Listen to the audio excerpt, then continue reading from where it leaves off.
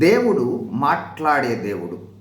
తన ప్రజలతో ఎడతెగక సహవాసం కలిగి మాట్లాడాలనేది దేవుని యొక్క ఉద్దేశము, ఆలోచన.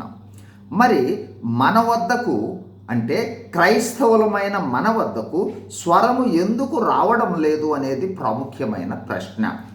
మొదటిదిగా, నూతన జన్మ అనుభవం కలిగి రక్షింపబడుట అంటే ఆత్మస్వరూపిగా దేవుడు మనలోనికి వచ్చుట.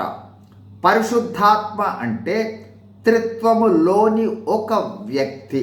అంటే క్రైస్తవులలో పరిశుద్ధాత్మ అనే మరో వ్యక్తి ఉన్నాడు. ఆయనే పరిశుద్ధాత్మ దేవుడు.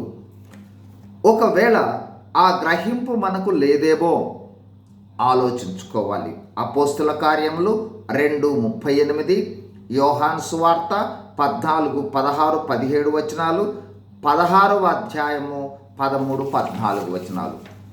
రెండవదిగా, ఆయన స్వరము వినాలనే ఆసక్తి మనకు లేదేమో ఆలోచించుకోవాలి. కీర్తనల గ్రంథము 107:9. మూడవదిగా, మనలో ఉన్న పరిశుద్ధాత్మ సహాయముతో పవిత్రమైన పరిశుద్ధమైన జీవితము జీవించాలి. హెబ్రీ 12:14. ఎందుకంటే పరిశుద్ధత లేకుండా ప్రభువును ఎవరు చూడలేరు. చివరిగా, మనము రక్షణ అనుభవంలోనికి వచ్చిన తరువాత దేవుడు తప్పనిసరిగా అందరితో మాట్లాడతాడు. మనము గ్రహించము, వినము, ఫలితంగా ఆ స్వరాన్ని కోల్పోవడం జరుగుతుంది. యోబు గ్రంథము 33వ అధ్యాయము 14వ వచనం. దేవుడు ఒక్కమారే పలుకును, 2 మారులు పలుకును, అయితే మనుషులు అది కనిపెట్టరు. అంటే మనము కనిపెట్టకపోవడం వల్ల వచ్చిన స్వరాన్ని వినక కోల్పోయి ఉండవచ్చు. ముగింపులో, క్రైస్తవులమైన మనలో పరిశుద్ధాత్మ రూపంలో దేవుడు ఉన్నాడు. మనతో మాట్లాడాలనేది దేవుని కోరిక.